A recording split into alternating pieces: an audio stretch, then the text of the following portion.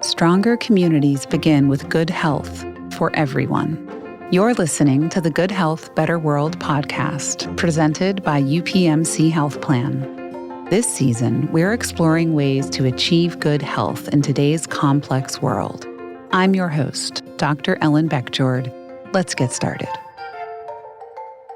In this episode, we're hearing from Chris Loggins, supervising producer, and Hedda Sharapan, child development consultant at Fred Rogers Productions, to learn about the process behind children's television programs and strategies for encouraging healthy habits from a young age.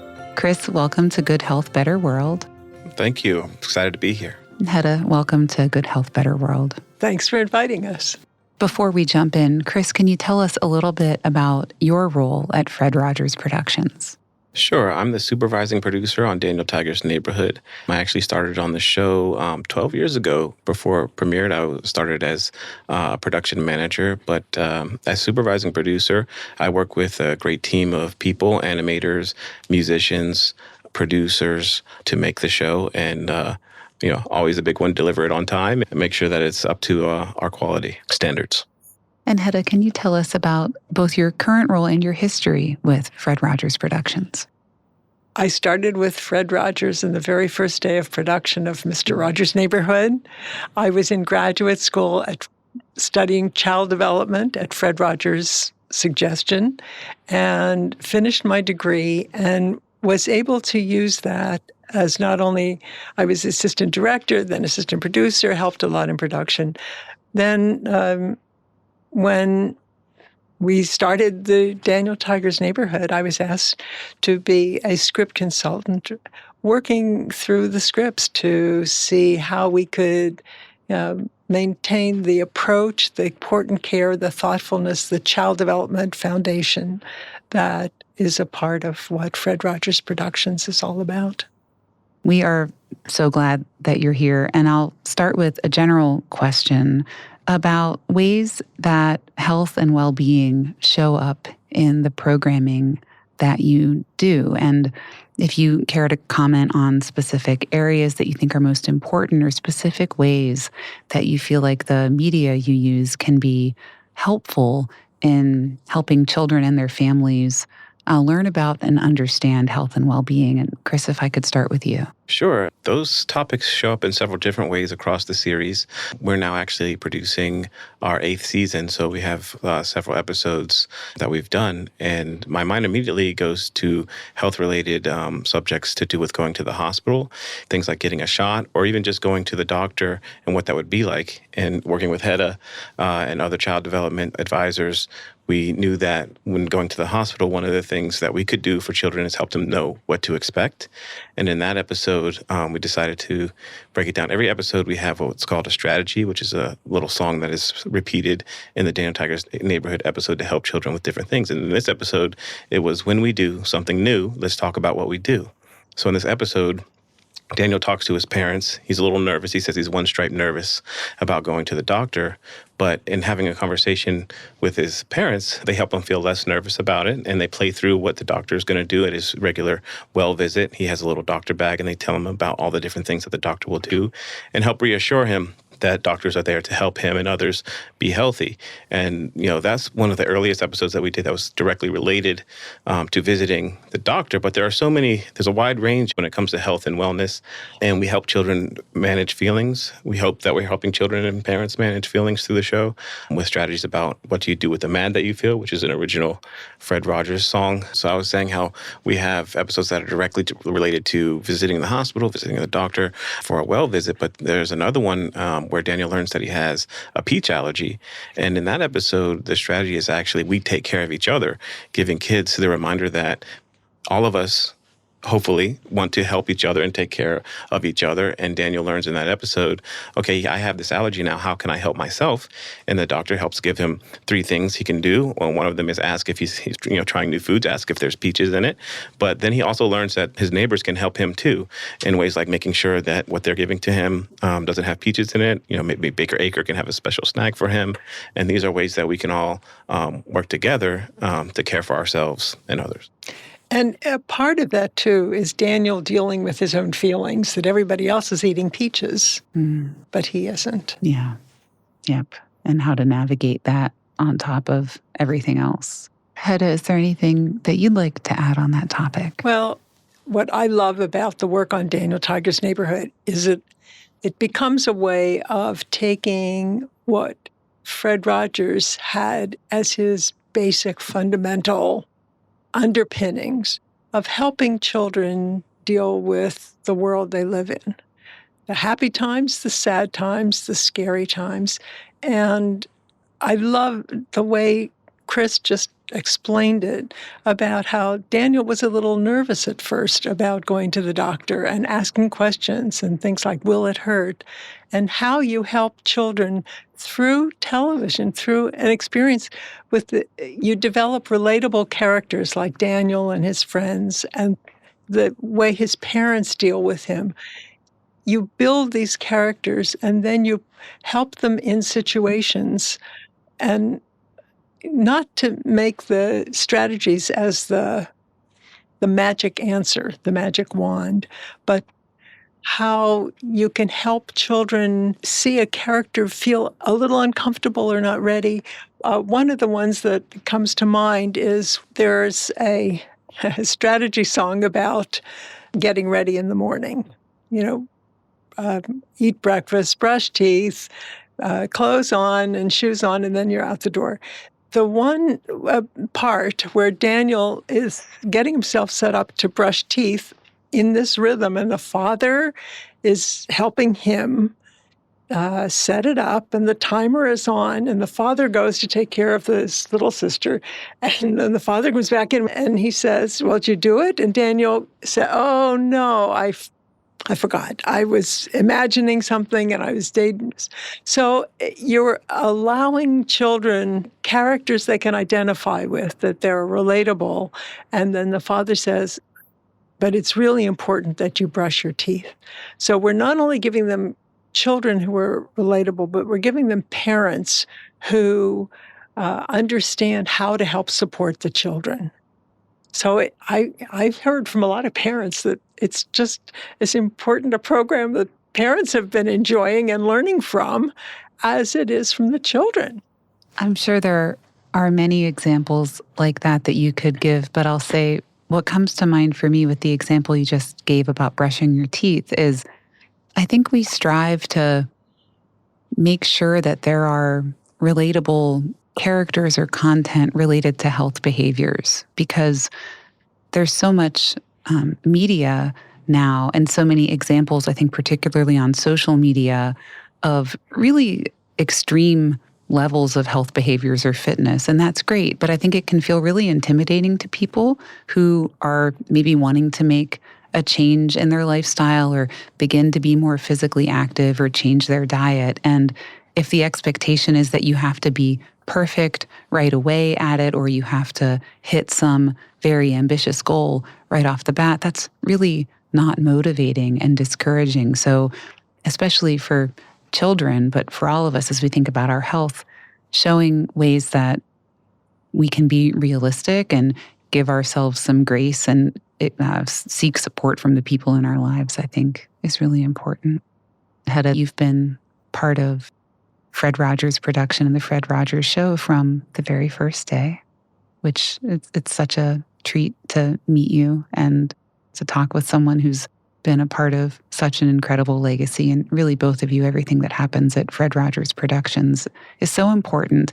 And I would wonder whether you think it's accurate to say the messaging, the topics, the content over those 60 years, it's a lot of consistency, but so much about the world around us has changed. And I'd like to ask specifically about changes in the way that we use and encounter technology. So if either of you, maybe Hedda, I could start with you, could talk about how in our digital world, how do families find a balance between making good use of technology, and I count television in that category, but how can families balance using technology to help support health and well-being within their family system and their children?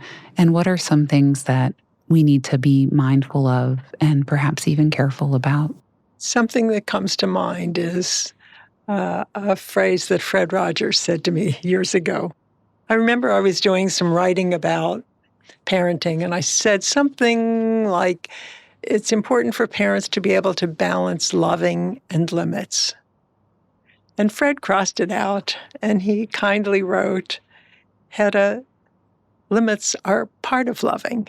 Mm. It's hard to set limits, especially these days with the technology. It's hard for me sometimes. Sometimes I sort of have to nod my head and say, wait a minute, you've been on this too long. Looking through Facebook, trying to find a pattern to knit, for example. Now, a couple of things come to mind. One of Fred's favorite quotes was a Quaker saying that attitudes are caught, not taught. Mm. So I think a lot of this has to do with how children see us using the technology. I'll just tell you, my nephew was on the phone, coming home, walking in the door the first time that his daughter was like 6 months old and realized Daddy was home, and he was still talking on the phone while he was walking in the house and couldn't reach out to her, couldn't enjoy that moment. And he said, from now on, I'm going to stop a block away, finish the conversation, and then I'll come in the house. My daughter told me about something this weekend. They had friends over for a barbecue. The friends had 3 children. My daughter has 2 10-year-old twins.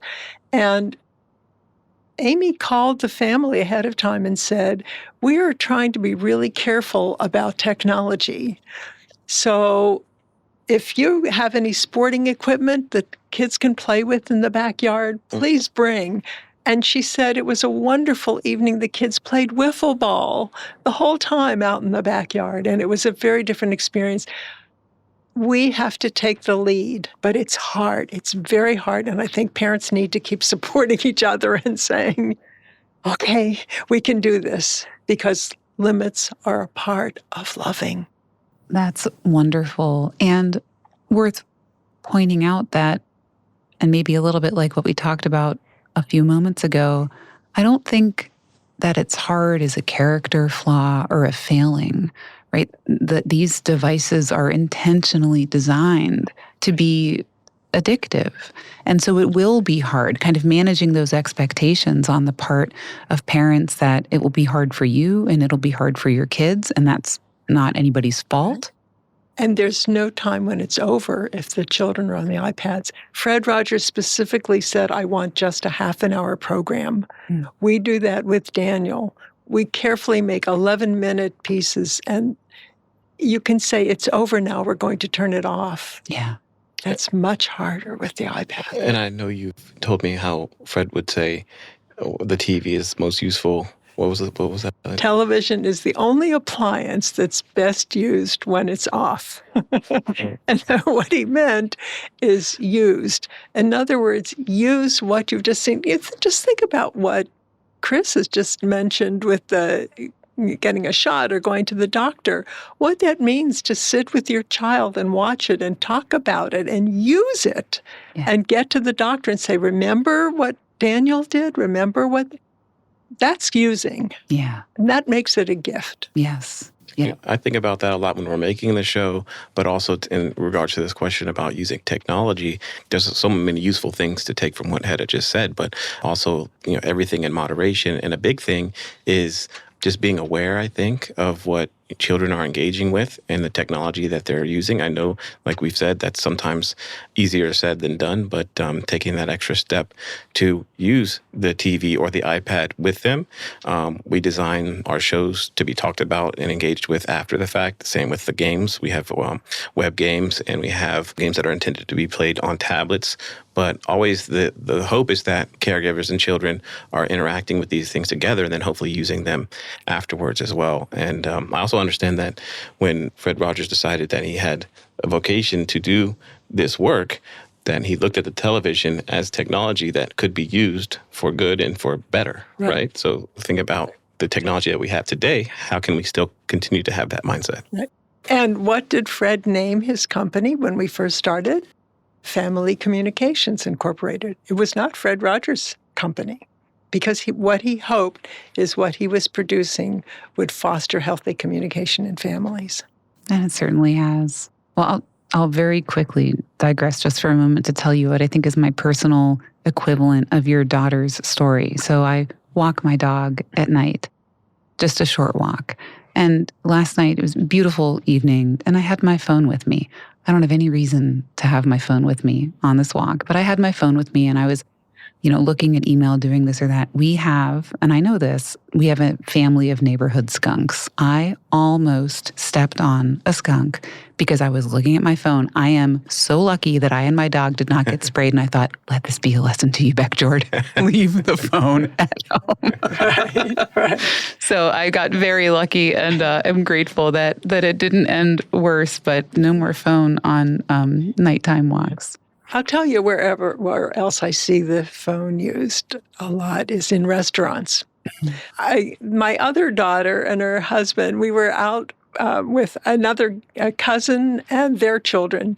And around the dinner table, my son-in-law started the game, let's start through the alphabet, what foods we can name, A, B, C, and we went around the table. There are just things like that. Mm-hmm. I've heard games like, would you rather be a this or be a that? But it's harder. You have to pull yourself away from that easy stuff. Yeah, absolutely. Well, Chris, if I could start with you, just kind of a general question. What are some things you'd like to share with our audience about the programming and how it seeks to impact children and their families, maybe particularly as it relates to health, over and above what you've already shared? But what are you most excited about or would like people to be aware of that maybe they're not just by watching the shows? Well, I'm excited that we're producing a new 8th season that hopefully people will be able to tune in and enjoy. We are always being mindful of new topics that we can cover, and we have some really, I think, powerful stories in the works for this 8th season. But also just because it's top of mind, we had a really exciting time at our company because we have another show called Don Quixote, which is also inspired by Mr. Rogers' Neighborhood. That's another character from Mr. Rogers' Neighborhood that lived in someplace else. But they're both on PBS Kids, and we got to have Daniel Tiger appear in Don Quixote, but they're two different mediums. So Daniel Tiger is animation, Don Quixote is puppets. So we went through this really cool production process of turning animated Daniel Tiger into a puppet, and now you can see, puppet Daniel Tiger in Don Quixote. So that's something that I think people would maybe like to seek out. But just bigger picture, everything that we do at Fred Rogers Productions, we're putting children first, families first, and on the show, we work with experts, as I hope listeners can take away from this episode, like Hedda, who, is amazing, that are looking at everything that we're doing and advising us all along the way to make sure that we're putting out content that is useful, but also earns the trust of the parents that are choosing our shows for children. That is something that I think is unique to our show. And I get to work with people that work directly with Fred Rogers, like Hedda, but not just Hedda. There are others like Dr. Roberta Schomburg and Dr. Aisha White that are part of our team. And everything that they bring to Daniel Tiger's Neighborhood elevates the stories that we want to tell. And I would just add that that's something that started with Mr. Rogers on Mr. Rogers' Neighborhood. He worked with Dr. Margaret McFarland as an advisor, who was a child development psychologist at Pitt and was a pioneer in the field, and we're able to continue that. And I like to think of it as one of our secret ingredients to making the show hopefully stand out. And one of the gifts that Chris brings to this is his experience with children, beginning with books and the Carnegie Library. Chris used to read to toddlers and parents at the library. And see, when I met Fred Rogers, I said, I'd like to work in children's television. And he said, then why don't you get a master's degree? But he didn't say a master's degree in TV production. He said, why don't you get a master's degree in child development? The question is not, what can we produce for children? The question is, what is important to children? And how do you know that? You can't remember from your own childhood what a 4-year-old thinks about or a 3-year-old. It's being around children and absorbing that and understanding it, that taking your own self back to your own childhood and what's important. And I've always said that for Daniel Tiger's Neighborhood, the way I approach it is, how can we see the world through the eyes of a child and also through the lens of the adult? Just as what Fred Rogers was trying to do, to bring the world, to see the world through the eyes of a child and understand how we as adults can support that. Another thing, if I may, that I would just like to mention is one element that we have of Daniel Tiger's Neighborhood episodes are live action segments that appear in between the two animated stories that relate to what happened in the episode. So just want to talk about those because those are filmed in and around Pittsburgh. We have kind of gone to a few other places. We went to the National Zoo in D.C. We've been to West Virginia, Ohio, but the lion's share of them are filmed here, featuring real kids. And when I say real kids, they're not actors. They're kids from our neighborhood in these segments. And the reason that we do that is to help children see these topics illustrated in the real world. And what that means, we did the episode about Daniel going to the hospital for an outpatient procedure and got to come to the UPMC Children's and film the hospital with the staff there to show kids what a children's hospital looks like, what the intake process is like. We met a child life specialist there that could talk with the viewers as well. And these are important pieces of the show that we choose to do very intentionally to help them see not only, an animated story, but also real people and real world experiences. That reminds me, too, that a number of years ago, a colleague and I worked on the Daniel Tiger Parent app. It's a free parent app because parents want to use these slogans, the strategy songs, and they might say, oh, my goodness, here the kids are having trouble sharing. How does that one go? Oh, right, you can find it's like an encyclopedia. Mm-hmm. And you can take a turn and then I'll get it back. So, that's how it goes. Right. And the kids have seen it illustrated. They've seen Daniel struggle with it. And then there's another element in the way the program is formatted in that he's introduced to it, he struggles with it, he gets it, and then he applies it in another situation with a friend or somebody else has that, and you hear it again, so that it's something that's repeatable and relatable. And we try to make this so that it is something that parents can use, and they do find it helpful. That's what we're hearing. Mm-hmm.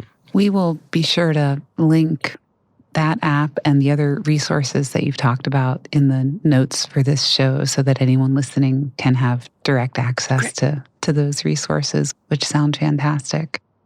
One last question, Hedda, if I may, for you, and then I'd like to invite both of you to share anything additional that you'd like to as part of this conversation. But having been a part of this work for a long period of time, is there anything that you think is uniquely exciting about this point in time and anything that is uniquely challenging about this point in time? Or do these things just have a way of coming back around again and again? I'm really curious about your perspective as you look back over your time in this work.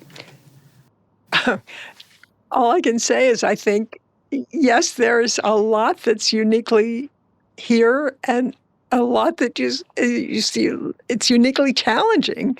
I think the whole world seems to have different components in it that we didn't have as when we were growing up, or even I as a young parent.